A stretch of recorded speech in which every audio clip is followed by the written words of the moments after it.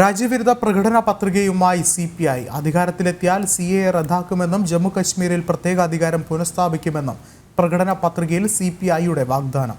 Governor പദവി നീക്കം ചെയ്യും, സാമൂഹ്യക്ഷേമ പദ്ധതികളിൽ ആധാർ ബന്ധിപ്പിക്കുന്നത് ഒഴിവാക്കുമെന്നും തുടങ്ങിയ രാജ്യവിരുദ്ധ വാഗ്ദാനങ്ങളാണ് ലോക്സഭാ തെരഞ്ഞെടുപ്പിന് CPI മുന്നോട്ട് വയ്ക്കുന്നത്.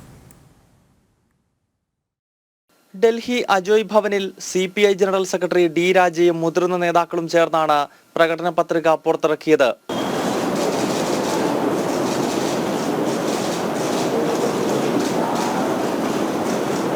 ഭരണം ലഭിച്ചാൽ CAA ഒഴിവാക്കുമെന്നും ജമ്മു കശ്മീരിന്റെ പ്രത്യേക അധികാരം പുനഃസ്ഥാപിക്കുമെന്നും CPIയുടെ പ്രകടന പത്രിക വാഗ്ദാനം ചെയ്യുന്നു. സാമൂഹിക ക്ഷേമ പദ്ധതികളിൽ ആധാർ ബന്ധിപ്പിക്കുന്നത് ഒഴിവാക്കും. നീതി ആയോഗ് പിരിച്ചുവിട്ട് പ്ലാനിംഗ് കമ്മീഷൻ പുനഃസ്ഥാപിക്കും.